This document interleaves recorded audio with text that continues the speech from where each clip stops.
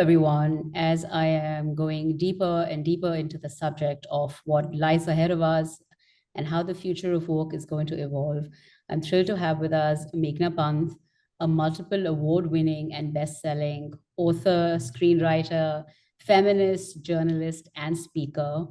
Meghna is recognized as one of India's best writers by multiple national and international publications. She's written 8 books so far. I think, Meghna, we're on 9 now. We are, yeah. My ninth one just came out, The Man Who Lost India, which I'm very excited about. Ninth book is now out. And I think one of the most helpful books is the one which talks for in the nonfiction space is the one about how to get published in India, Bloomsbury 2019. If you haven't read that and if you're an aspiring author, I strongly recommend you read that. I do have my copy on my bookshelf. Meghna has also been felicitated with various honors. She's won many awards, including the Bharat Nirman Award, the Ladli Media Award, FICCI Young Achievers Award, and many more. She's also written over 100 articles for international and national media houses like the Times of India, Hindustan Times, and every other top publication here in India. Lastly, she's a vociferous feminist and advocate of gender equality. So I'm particularly curious to hear her perspective on the future of work from a DEI context as well. And more importantly, in addition to all her professional accolades, Meghna is also a terrific friend. And I've had the honor of being a friend. And anytime I have reached out to her, I did reach out to her in the context of my last book, and she was extremely helpful in sharing some strategies in terms of how to market it and publish it, etc. So Meghna, thank you for being a prolific writer and more importantly, a prolific friend. And thank you for doing this. Thank you, Vibha. You're too kind, and it's such a pleasure and honor to be here. It's such an interesting, such a fascinating subject. I can't wait to speak about it. Okay, terrific. Let's get right into this then. So as we think about, what the future holds for us, let's first lay the context of this conversation, right? Because as you know, I'm speaking to various, voices. There's people from the technology space, media, technocrats, businessmen, and they all look at the future from a different lens. So I'm particularly curious to understand, as an author, why do you think this conversation is even important? How do authors think about the future? And is it even of importance to authors, or do you think, hey, who cares about what the future has to hold? Like, we live in a different mind space. So how do authors think about the future, and is this conversation even relevant? No, this conversation is very important. And Vibha, I'll tell you why. Like, suppose you're on a cruise ship and you see an iceberg ahead of you, and your ship is going to hit that iceberg. Now, what are you going to do then? Will you hide under a bed on your ship, or will you set up an escape plan? Get a life raft, not just for you but also for other people.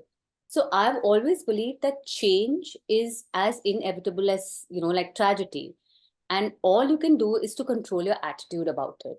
So there's this lovely book, something like an autobiography, that also says this, that if you shut your eyes to a frightening sight, you'll end up being frightened.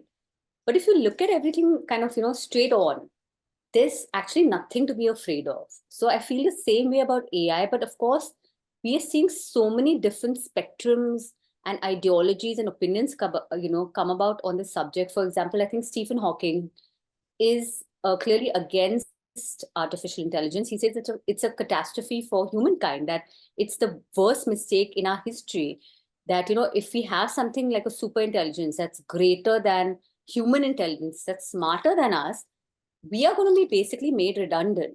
So we'll be at the mercy of AI a few decades down the line, and that's very fearful, of course.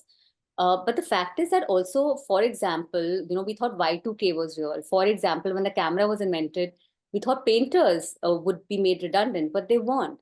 So I think what we have to look at as writers, as creators, as people in any industry is that, are we going to learn how to coexist with AI, or are we going to be fearful of it? Okay, I'm going to get into AI and technology, as we move along. So to establish the context, you're saying, even as an author, important to keep an eye on the future, not be fearful of it at all, and buckle up and be ready for what's coming. And also, I feel like it's it's like, I don't know if you watch Game of Thrones, but it's somewhat like Daenerys' dragon, right? Like, it's a game-changing force if you harness the power, but if you leave things unchecked, of course, it'll unleash, it'll really mess things up on a massive scale. So I think AI no one is safe. The fact is, it's here to stay. So whether it's you're a director, actor, surgeon, software guy, lawyer, sculptor, dancer, or a writer like me, the fact is machines have moved from mechanical to intellect. So yes, we have to decide whether we're seeing AI as a threat or whether we're seeing it as a tool. And do we have to be afraid of it? So I think those are the pertinent questions that as writers, we are all concerned with and are all addressing. Okay, great. So we're going to get deeper into that question and get your perspective on that.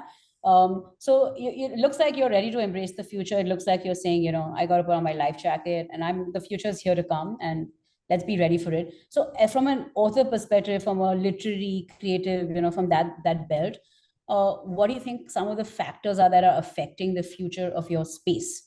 Books as we know it, that we went from reading books in hardcover to now reading books on digital platforms. But then people say, hey, books will become redundant, libraries will become redundant, bookstores will become redundant. Maybe they have in some level. But what do you see coming in the future in terms of trends for the future? I think actually very exciting. I think we're going to be majorly influenced by tech advancements, but also, Vibha, I think we need to take into account even the legal, the economic, environmental, and cultural shifts that will take place. So I think at the top of my hat, I think that AI integration is going to be the biggest factor.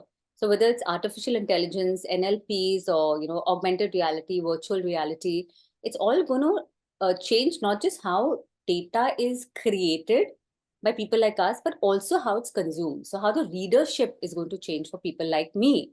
So I feel that people who are using AI will take jobs away from people who are not using AI.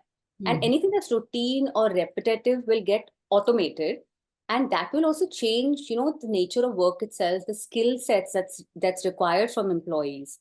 So I think the upside, though, I have to say is that, we'll get more diverse voices in, because of globalization, we'll become literally one world in that way. There'll be increased access to education and awareness. There'll be a lot of work from home instead of work from office. So the gig economy will really grow.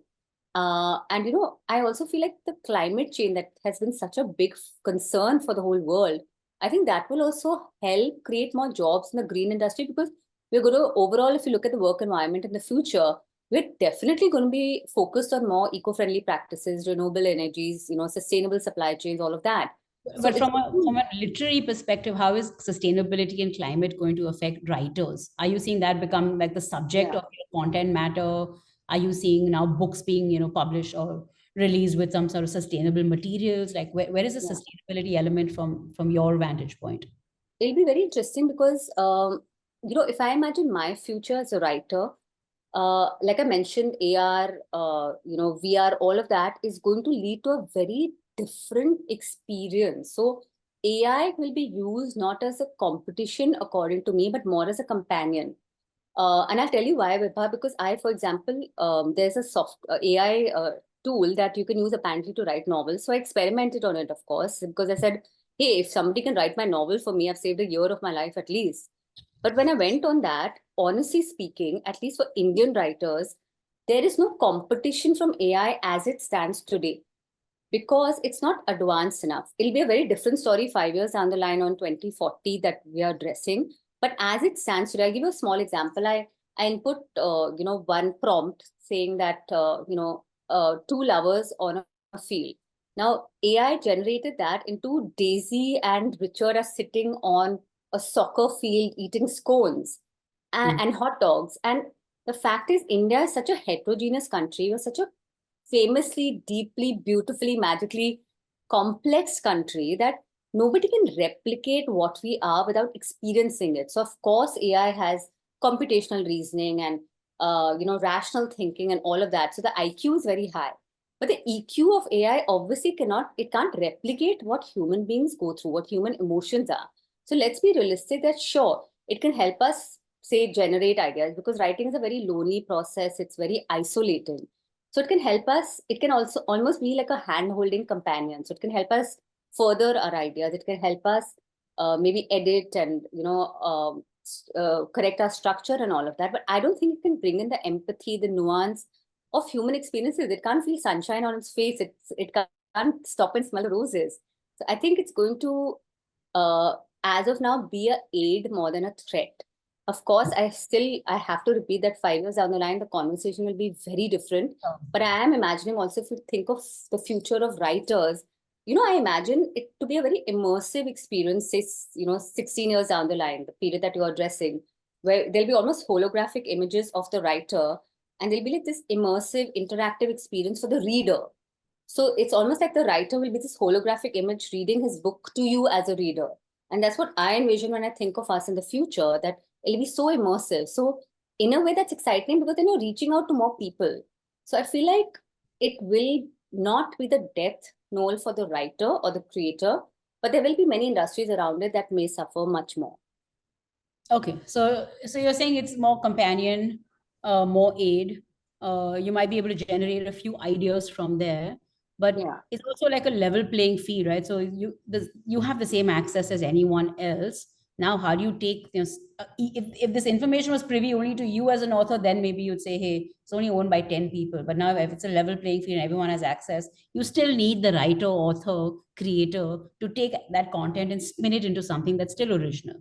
Absolutely. Yeah, Yeah, absolutely. because yesterday I met a filmmaker, interestingly, and I was asking her, "Do you even use these tools?" Like, I was trying to get a pulse, and she said, "Absolutely, I do." She said she was making a film, and she had written all the dialogue. It's her concept, everything, but she Yeah. wanted the film in 1830s English.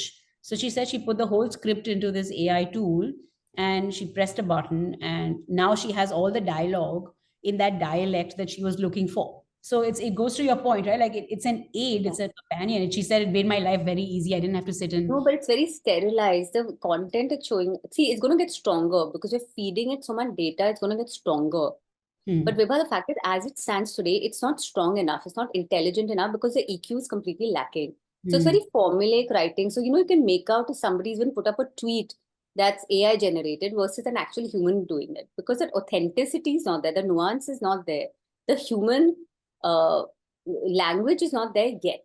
So it's very formulaic. So I feel like it's helpful for social media posts to some extent, but you still have to edit it. So it still needs that human touch.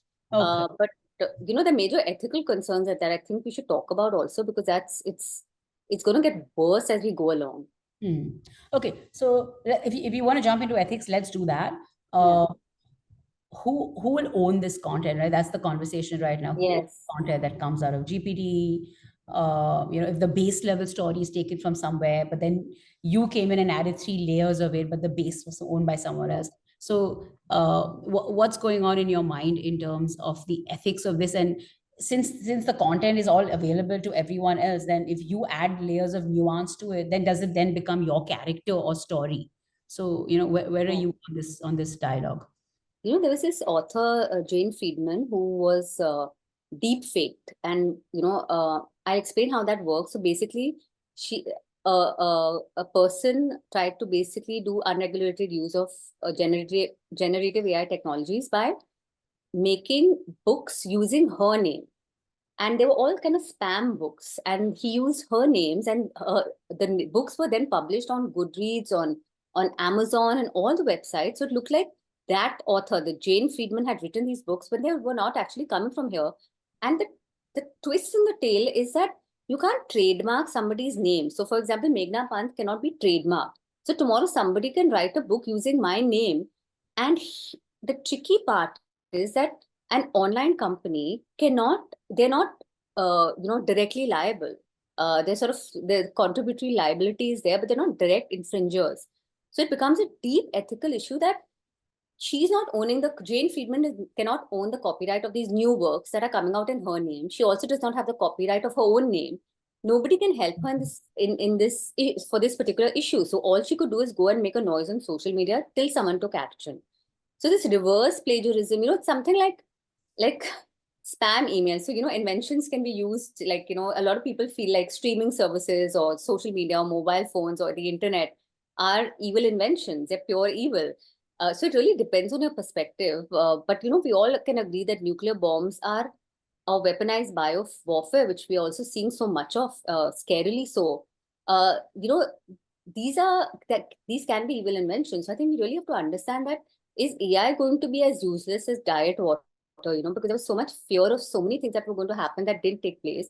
Or will Sure. it become as powerful as, say, like an atomic bomb? So I think it depends on where you look, that it can be like penicillin that can save the life of millions of people, or it can be like TNT, which was, discovered as a dye and then was used, unfortunately, for warfare. So it really depends on how this invention is utilized, and what's happening right now is very concerning. So we need a lot of legal framework. What I see going forward is a lot of legal, like the flashpoints will be legal lawsuits of individuals, first of all, against AI companies, and then also media companies against AI companies. Because you just heard, I think yesterday only, there was a new app that was being discussed, Sora or Saro or something, that is that you put one prompt of text in and it generates videos. So, I mean, where is this being? This is all cloning, right, of the human mind. So, who owns the copyright for this? So, it's a very complicated and deeply worrying field, also in its own way, in terms of especially the ethical issues, the considerations there. Okay, so definitely legal frameworks are required. There really hasn't been much evolution in legal frameworks, not here in India for sure, definitely not anywhere else in the world as well. Yeah. From your perspective as an author, if you were to, put out your voice or give some advice to a lawyer, what would you say? How should they be thinking about framing policy that protects you as an author? I think one thing I would always suggest to people is, first of all, be very careful what you feed into AI. So I'll be very honest, Vibha. I don't put in anything. I don't put my best ideas. I use, say, Chat GPT sometimes to generate um, content for my social media, because I don't have time always to sit and write long messages. And so for me, I like to outsource it that way. So some of my time at least gets saved, even if it's 20 minutes a day, which is precious time for an author and a working mother. But I would say I would never feed my best ideas into AI. So Mm, don't let the beast get stronger than it should, because it will grow the way human beings let it grow. So if we give away our best resources, our best content, our best ideas to AI, then it will replicate us faster. So I would say also be very careful of how you manage technology, your relationship with technology, like with social media. Be careful how you interact with AI. Don't overshare. So mm. use it for your purpose. Don't let it control you. So, I think that's one thing that we need to be very careful of.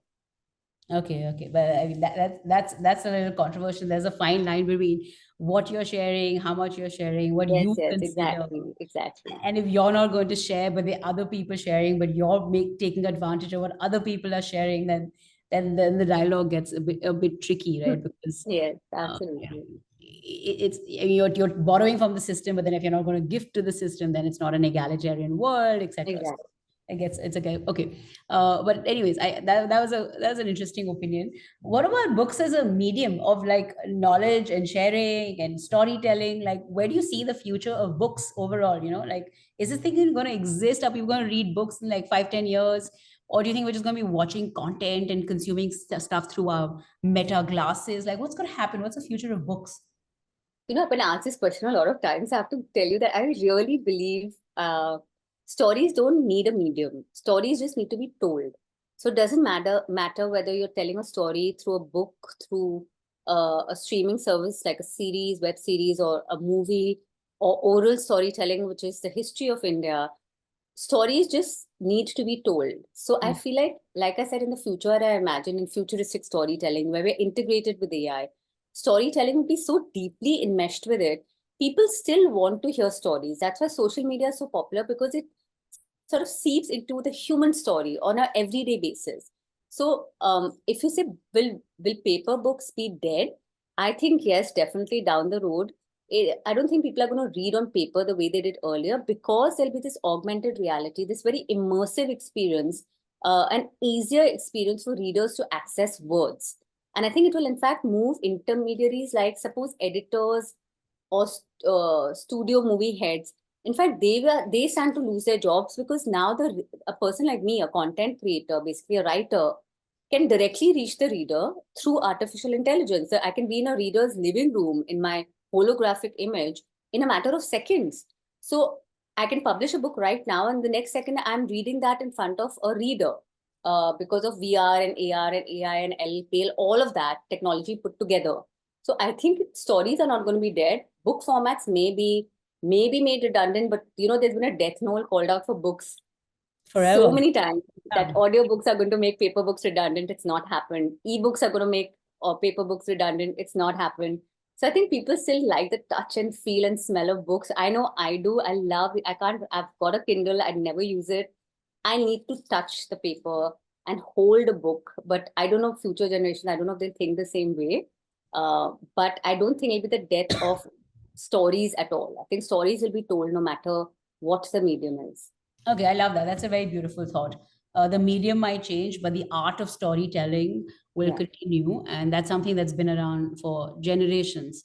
And you don't see that getting redundant anytime soon. Okay, I don't think anyone's going to disagree with that perspective. It's a beautiful thought and very well conveyed. So thank you for that. You know, you do call yourself a feminist. You have a book called Feminist Rani. You used to run this thing movement in Bombay where you'd have these panels on feminism, etc. Where do you see feminism going? Where do you see diversity and equity coming into the space of literature? You know, are you seeing a wider range of authors? Are you seeing wider range in terms of readers? Where are you seeing this conversation on DEI from again from your lens? I've seen the conversation change so much in the last 12 years that I've been talking about equality for women.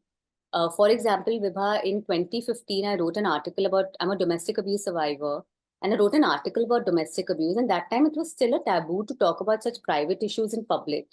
And it almost opened the floodgates of hell, for women. For the first time, they saw someone speak so publicly and openly about it with complete honesty. And I think now it's become so normalized. Now I see girls around me, they're openly talking about it. There's no shame attached to it, there's no stigma. So I've always said silence is the biggest violence against women. So with modes of communication becoming so easy, so accessible, I think women have such a powerful tool in their hand through social media and through their mobile phones. And I think AI will make accessibility agency even better for women. I think equality will become the norm. I'm already seeing, men and women 5 years younger than I am. They have a completely different way of interacting with each other. So I think these gender stereotypes that we had created are slowly wilting away for the better for both men also. I mean, men also are victims of stereotypes and of patriarchy. So it's equally like sort of normalizing gender balance and putting it into place. So I think we'll have a more equitable world because there'll be so much diversity because of AI. We'll have more inclusive sort of societies. There was this report I read by McKinsey where in India, 51% of women graduate. Then I think 29% are these low to entry level jobs. But then by the mid level jobs, there's only 9% of women in the workforce because they've all been consumed by, domestic responsibilities like childcare or elder care. And by the CEO level, there's only 1% women left. 50% of them have gone from being graduates to CEOs. So I think that, and I think the pandemic made it even worse, these numbers. So I think that is something that in the future, there'll be a more equitable society, there'll be more education, there'll be more awareness, more knowledge, and there'll be no sort of gender rules for people to follow. So definitely, I think that's a win for women. And this is not because of AI alone. I'm just saying, I think because of the conversations also that we're having. And remember, our lives are made better because of what our grandmothers did. Sure. So I'm sure, I hope our future generations' lives will be better because of the agency we try to exercise through our work or through our voices. Sure. Okay. So we're seeing this happen. You know, it's all around us. We are, and it's literally 5 years younger than us, right? 5 years younger than us. You're like, wow, this couple has a very different equation. Yes. 10 years younger, they don't even understand this difference between boys and girls. You know, it's completely different from the way we were raised. Is the whole balance has shifted quite dramatically. Yes. Yeah. What does that mean for you as a writer? You know, are you going to tell different stories? Because we grew up on a diet of, there was a lot of movies, lots of stories that discuss this patriarchy. There's lots of content about strong female characters. I mean, it was a genre, right? They're like, oh, these movies are about strong female characters. And if they don't look at men and women as different, then what happens to content? What happens to storytelling in this sort of new social milieu? I think that's a very interesting question. I've actually never thought about it, but gender neutral stories would be very interesting to exercise because, again, see, I think storytelling stems from change, from, evolution. So it's actually a very, very interesting thought. And I'd love to, in fact, read gender neutral stories where, almost a story where you can't make out whether it's a man or a woman speaking. Because right now, even through dialogue, you can immediately make out if it's a man saying it or if it's a woman saying it, because the stereotypes are so deeply enmeshed that it's, we are all operating on a subliminal level. Mm. So I think, for example, I'll give you an example. I always use this in my writing workshops that, suppose you get a text from someone saying, hey, I'm so sorry, I'm going to be 5 minutes late. Or you get a text saying, 5 minutes late, see you. Mm. You can make out immediately whether it's the woman saying it the first text and a man saying it in the next text, because Sure. of gendered language that we've grown up digesting without even realizing it. So Sure. all of that, our dialogues, the way we write dialogues, the way we describe roles, all of that will immediately change. Just simple things like childcare that are, it's naturally assumed that the mother is the primary caregiver, and it's still happening in my generation, will shift very quickly after 15, 16 years. In 2040, it'll be a very different equation. Hopefully, paternity leave will also be normalized so that Mm. men are allowed to also break out of these shackles that they are supposed to be alpha males and provide for the family, and Mm. understand that they can provide in a different way. As women also, the breadwinner versus caregiver roles will get sort of more equitable.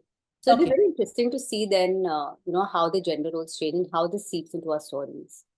Okay, therefore, how narratives change, how storytelling has to shift, right? Because if you suddenly have an audience that doesn't understand the difference between, a powerful patriarchal family, a patriarch in a family versus a subdued woman, then how do you tell that story, right? That story in itself becomes redundant, and really Absolutely. Yeah. shelves. The audience is changing, so okay, cool. Let's talk a little bit about the publishing industry, as the way you've seen it evolve, and where do you see it going? In publishing industry is largely globally controlled by an oligopoly of large publishing houses, and if you're writing a book, as you well know, you want to go to one of the big publishing names.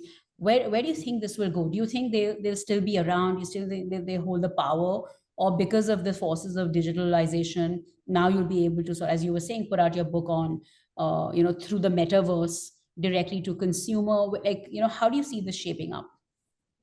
I think intermediaries in the publishing world might be made redundant with the advent of AI. Mm. Um, Certain types of writers will also be made redundant. A lot of mechanical work, like just sort of press releases that don't require much thought, and can be done by machines. So the intellectual part will not completely be done by machines because it's not possible yet. But intermediaries, which is your publishers, for example, publishers are the intermediaries between an author and the reader, right?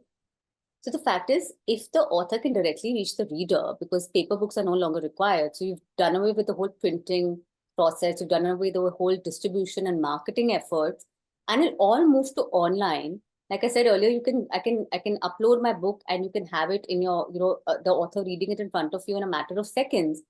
All that is going to make the publisher redundant completely. So a lot of the publishing world is primarily concerned not just with the role of the writer, also with the role of the editor, because now the editors, Mm. you've got so many editing softwares now. So will the role of the editor then become redundant because a machine is editing an author's primary work, and much faster? So I think there's going to be a lot of questions. There's a lot of concerns being raised right now in the publishing world that who's going to be made redundant? Will it be the writer, the editor, and the publisher? Will it just be the editor and publisher? Or will it just be the publisher? So that, of course, we don't have a crystal ball. We don't know what's going to happen next. But these are some of the concerns we're seeing. Again, I'd say that it may lead to a more equitable power dynamics between publishers and writers, where writers are severely underpaid in our country. I mean, severely underpaid. So maybe this AI advent will help us create a more sort of equitable, financial system for writers as well. So it may just be a good thing for us. So Mm. I can't call on it exactly, but these are the feelings that I've been hearing, the buzz that I've been hearing from the publishing industry. Okay, so right now, three factions: writer, editor, and publisher. We don't know whether power balance will settle. There might be a fourth layer that gets added on, right? Because sure, you can access you could show up on my television right now, but along with you, there will be 2 million other content creators who also show up on my screen. So how am I going to now? How will you select? Yeah, yeah. Yeah, who pops up, and now is that going to be another? Discoverability will get more difficult for writers. Correct. Absolutely. Because even now, right now, you're seeing so many AI generated books. It's complete. I'm sorry to say, but complete trash on the internet. And but the fact is, Vibha, that even self-published books, for example, I'll just give you an example. A self-published book, which is a book that a traditional publisher has not published, but the author has just uploaded, say, on Kindle, on Yeah. Amazon, KDP, or one of those. So self-published books, for example, Vibha, don't do well. They sell like maximum 50 copies if the author is lucky, and that too, they're bought by families and friends. So the fact is that readers are going to become more discerning, so they'll know who are the good writers and who are not. So I think discoverability will become a challenge because there'll be like billions of people writing. So I think it'll be a challenge to find good books, but I think it can also still be done, just the way it is being done right now. Okay, great. Okay, let's move to the last section of this conversation, which of course is on skilling and education, because the conversation is the future in context to how should one prepare for the future. So Yeah. let's first start with degree education. If you were to, given what's going on and given what you've seen, if you were to advocate changes in curriculum, in the humanities program, in a literary program, what would you advocate as changes that educationists and curriculum developers make? This is very interesting, but I actually, when we were growing up, we were only allowed to become a doctor and an engineer. Otherwise, you were considered not very intelligent. Sure. Uh, what I see going forward is that as AI, in fact, takes over human intellect, it will develop very high IQ, right? It will replicate human beings' biggest IQ, and then obviously have a higher IQ than the average normal human being. Where can we then have an upper hand from AI is through our EQ. So IQ is going to 100% take over, but EQ is something it cannot replicate beyond a point because it's not a human being. This is very interesting because that's where humanities and liberal arts will actually become very significant. So, these STEM fields, right, like science, technology, engineering, and maths, uh, they were considered so valuable. But now machines are going to replicate those so easily. Like maths can be done by a machine faster than it can be done by a human being, as will, engineering or any of the very high IQ fields. What will make human beings then stand out? What will enrich us over machines is critical thinking, empathy, cultural understanding, effective communication skills. And these are the being ethical, adapting, resilience, all of those. And I think these will become highly valued as we go along this very rapidly changing world. So I think I would in fact recommend humanities and liberal arts as a field of the future almost, because I think well-rounded individuals will be able to adapt far more quickly to the new job requirements, the new skills that are required for jobs of the future than traditionally academic fields. Okay, so you're saying a resurgence of the humanities. Interestingly, as you know, in America, the Ivy League schools have predominantly stood for liberal arts education. So Yes, it yes. seems like they got it right to some capacity. Of course, here in India, Absolutely. it's been I think largely. UPenn also, by the way, I just read that it's launched a degree in AI. That's very interesting. So it's going to become the norm now. You actually get a bachelor's degree from top Ivy League schools in artificial intelligence. So that's something very new and very interesting. Yeah, but there's a lot of dialogue around that Yeah. becoming redundant very soon. So people saying, actually, please don't study AI, because while it's the buzzword today, in 5 years, AI will become redundant and be a new technology. So if you went and super specialized in something that's going to change anyway, Yes, yes, then you're going to become redundant. Whereas the absolutely. humanities have been around for centuries, right? So you're learning Essentially. something that's been around, and hopefully it'll still be around in the future. So Yes. you're advocating education in the humanities, spoke about the importance of EQ versus IQ, because that is sort of the human edge given this crazy world. Okay, if you had to go back and upskill, what would you be skilling in? What do you feel as an author? You feel like, hey, I'm to be ready for what's coming. Here are some of the skill gaps that I would like to fill in. I think the three things I would say, one is adaptability, uh, then upskilling, and definitely like sort of just um, I forgot my third point. But anyway, I'll start with the first one. Adaptability, I think, is very important because if you have to change, times are changing very rapidly. Sure. I'm also finding, for example, in my field, in the publishing field, authors who are active on social media are now doing better than authors who refused to get on it because they thought it was beneath them to market their own books, because they said books are not products that have to be sold. And this is an old school way of thinking. But in today's world, jo dikta hai, wo bikta hai. So if you don't market your book, if you don't make, as an author, make yourself a brand, nobody's going to buy your books. And if nobody's buying your books, the publisher will not publish your next book. Your career will be over. And this is the practical side of it. So you have to constantly adapt and change with the moving times, which means you have to be very curious about things. You have to develop lifelong learning skill. These are very important things. Adaptability is going to be very, very important. And also upskilling. So, learn skills that will be very curious, be always immersed in what is happening, be very aware of things, because I think the next generation, they're all digital natives, right? So digital literacy for them, being proficient in digital, all the technologies and emerging technology, especially, I think that will help them navigate this whole digital landscape. And I think they'll be at the forefront then of whatever change is taking place. So I think these are, strong communication skills. And yes, the third thing is the emotional intelligence. I think that's very important because, cultural competence will become very important. It will differentiate humans from machines. Ethical reasoning will become very important. So I think focus on yourself, focus on always being open to change and being able to move with change. And I think that adaptability, upskilling constantly, the eagerness to learn new things will really help you not just survive, but also thrive in the new job market of the future. Okay, adaptability, curiosity, eagerness to change and be ready for change. Top skills that you're suggesting. Last question before we close this. We've spoken about what's coming. We've spoken about a world where AI takes over our lives. Content can be easily reproduced. We've spoken about all the cons of AI. We've also spoken about the pros of AI, where it can become, as you said, friend, not foe. Generally, given what's coming and given at least what we know about what's coming, are you generally optimistic about the future?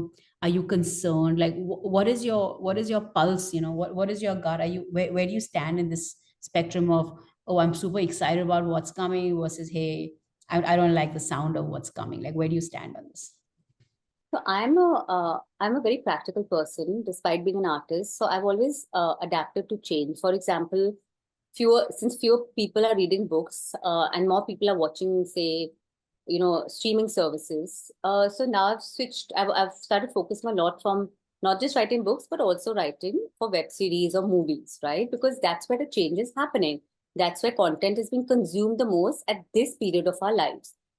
15 years down the line, if content is being consumed and created mostly on AI, then I would say, of course, move with the times. But the fact is, like I said earlier, people who use AI will not lose jobs as rapidly as people who don't use AI. And it's the same that's happening with social media or any big change that the world is seeing. So be pragmatic, even if you're an artist or whatever field you're in, because remember, AI is going to also dissolve many other jobs apart from just humanities. So be adaptable to change and have, I think, diverse skills, like, if the skills I just mentioned, but also technological skills. Upgrade your skills constantly and adapt to the world that you're living in. I think you won't have any worries. And so, yes, am I fearful of AI? I'm a little concerned, yes. But am I afraid of it? No, because I feel like I'll use it as a friend rather than as a foe. Okay, all right. That's ending on a very pragmatic note. Even though you are an artist, I felt like the conversation had strong hints of just being very practical, being confrontational, just being real. So thanks, Meghna. This was an amazing conversation, great insights, and definitely going to weave a lot of your thoughts into the narrative that we're going to try and shape. This was an incredible conversation. Thank you so much once again for doing this. Thank you, Vibha, and thanks for having me, and good luck with your book and everything else. Thank you. You too, Serge. Thank you so much.